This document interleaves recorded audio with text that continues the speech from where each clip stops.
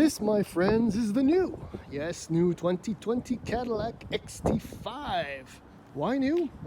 Well, because it was launched, this generation of the XT5, back in 2017, so it was mid-cycle refresh time. Now, if you take a quick look at it, you won't notice very many differences, but that's because the real changes are not, well, are more than skin deep, I should say. Base engine is now a 2-liter turbo. The same found in the XT4, which also includes a 9-speed automatic transmission. Essentially, GM said, oh, what the hell, it's already in the engine bay. Let's ditch the old 8-speed and strap on the 9-speed to the V6 and call it a day. They also changed trim names for 2020, so let's get right into it. Front-wheel drive luxury with the 4-cylinder engine starts at $43,998. If you want all-wheel drive with the 4-cylinder, you're looking at $46,498. There's a premium luxury which starts at just over $50K, and this is a sport. You can tell right away because the treatment of the trim, the accents are a little bit darker. Ooh. No, but the real telltale sign, slightly different lower front fascia, kinda, but the 20-inch wheels. That's the giveaway. And it starts at $55,998. The important thing with the sport package, the adaptive dampers. My car obviously has a bunch of options, including the platinum package, which gives you that rear camera mirror thing, which I still can't get used to. There's leather everywhere, 14 speaker Bose audio, heads-up display, and a whole bunch of other stuff. It's also got the driver assist package, which includes an overactive reverse auto braking system, adaptive cruise. Essentially, you're looking at a $68,648 2020 Cadillac XT5. Globally, this is actually the Caddy's best seller. There's a number of reasons for it, size, price, but I want to say, I don't know if any of you recall the old SRX, but think back to, not that far back, but the second generation SRX, which came out in 2009. There were, very significant differences. The platform completely evolved, the different engines, kind of. Yeah, they dropped the V6 turbo. But the continuity between the old SRX and this XT5, I think, is also part and parcel to the reason why this thing is so successful. This is actually the face of Cadillac right now. Okay, so the Escalade really is, but otherwise, volume-wise, this is the face of Cadillac on the road today. It's quite a handsome face. And I have to say right now, and I'll try and bring it up again, but compared to the XT6, which retailed for $8,000 more that I drove a couple of weeks ago, this seems so much more special. And I'm not knocking this down, but this is a Blazer / Acadia that's gone to, well, kind of like the XT6, the beauty school, but also weightlifting and refinement school. Anyhow, let's do the usual tour of my XT5. All right, this is a funny thing. I don't know why Cadillac insists on doing that. When you have 310 horsepower-ish, you get 400. If you get like 250 horsepower, like the 2-liter turbo, it's a 350. I don't know. Just because the Germans are doing it doesn't mean you have to do it too. This is 850 liters of trunk space. Now, to be quite honest, I can see it width-wise, but depth-wise, I don't know. I had a cooler in here just earlier today, and it was a typical cooler, and it took up the entire space. But still, width is really good. And if you want to play around, you got loads of stuff. You can hide all kinds of stuff back here. I do like the power hatch, actually, because it's really quick. Okay, maybe it's just cold now, or it's me, I don't know.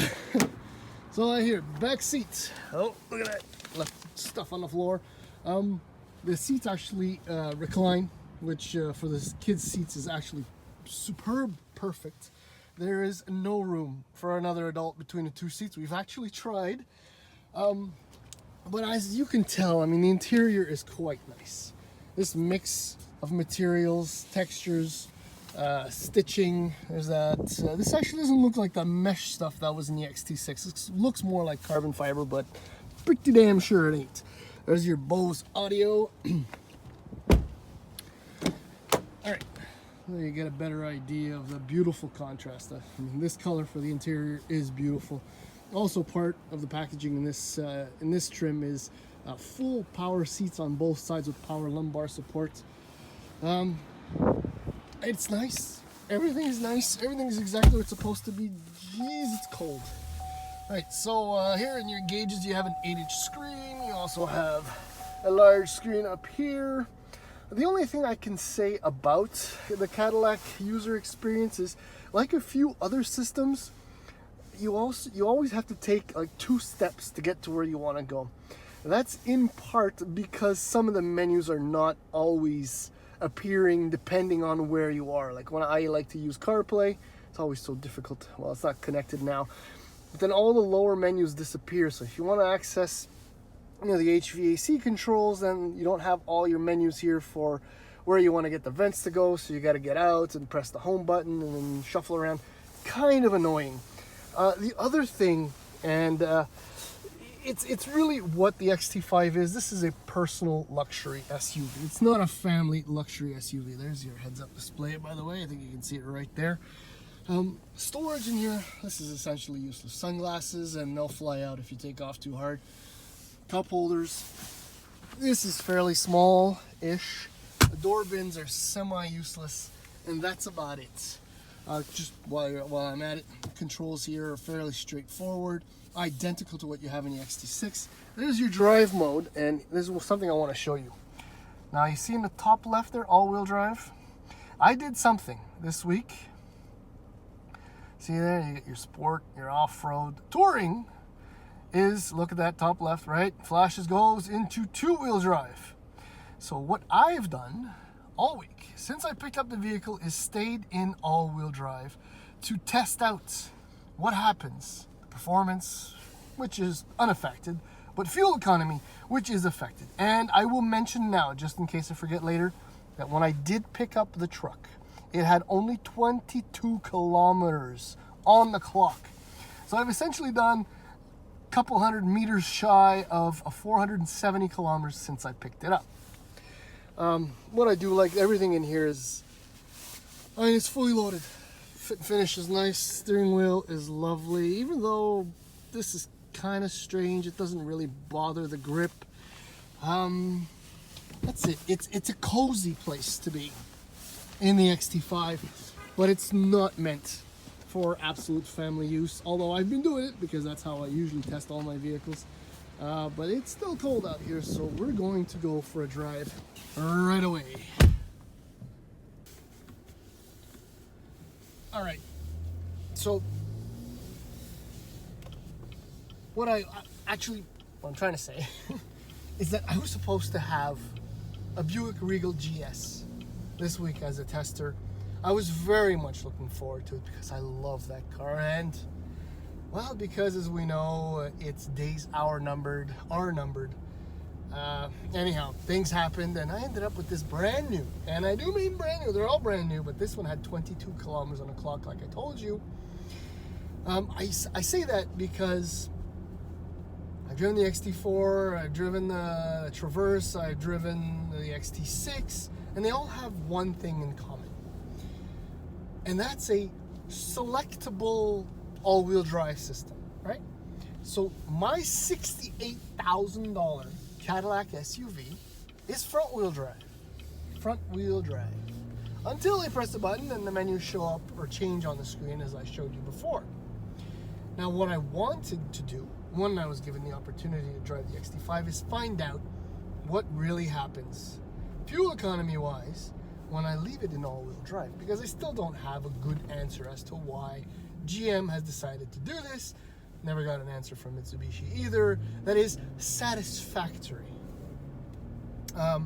Just quickly, okay. Apparently when the EPA does their fuel consumption testing, and I've written to the EPA and I still haven't received an answer, and that was almost 3 weeks ago, unless 2 weeks ago maybe. Anyhow, is that they load up the rollers to mimic the extra parasitic power drain from engaging the rear axle, which is complete BS. Which means that the real world fuel numbers and what you see on the paper are completely different. Wow, I just went way off on a tangent, but this brings me back to this guy and the fact that it had 22 kilometers on it. And as we know, you always gotta run them in before they give you max performance and max fuel economy, or efficiency is what I should say. But given today's tolerances and highly sophisticated engines and all that, it may remain true, but it's not as true as it was just 15 years ago. So I've been driving around in all-wheel drive all week. And as I showed you, I've done about 470 kilometers. Now it's gone up. And so you know, this 3.6 liter V6 engine, according to GM, consumes in the city 13.4 and on the highway 9.4 liters per 100 kilometers.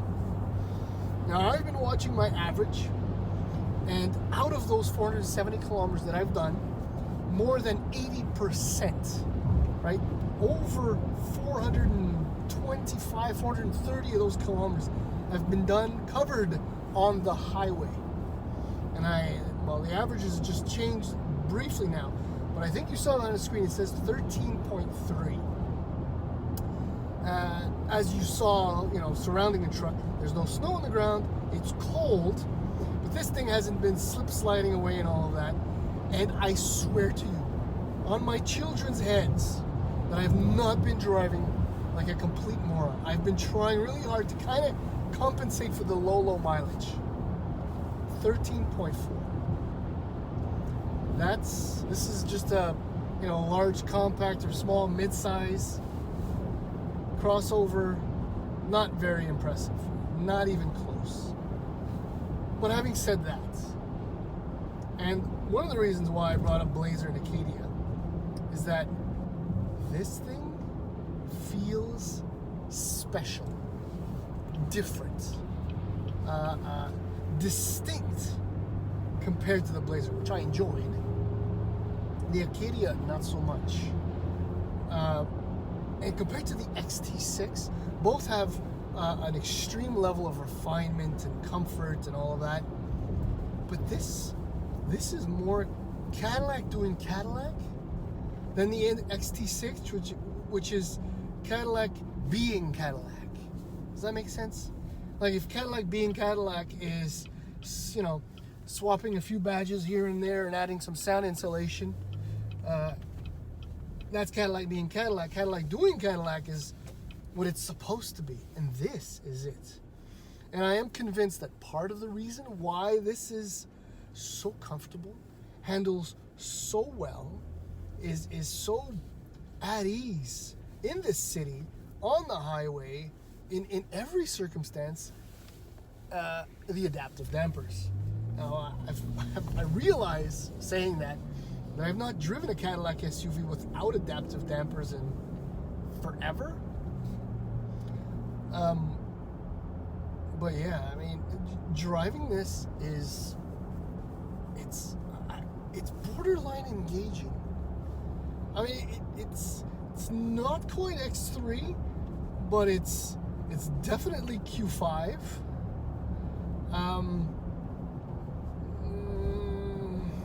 Yeah, I guess that's the best way to put it.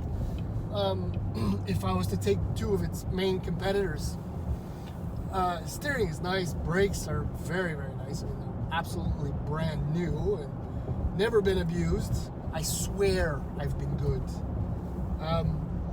The whole of the driving experience has been very, very positive.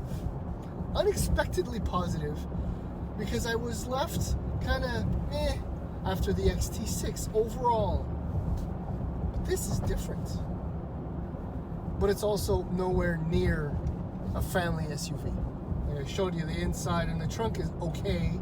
The back seat is for two baby seats, but there's no storage in here. You can't settle into an XT5 unless you're like a empty nester couple, or you do a lot of personal driving, whatever. Then this is great. I mean, overall, this is a really good SUV.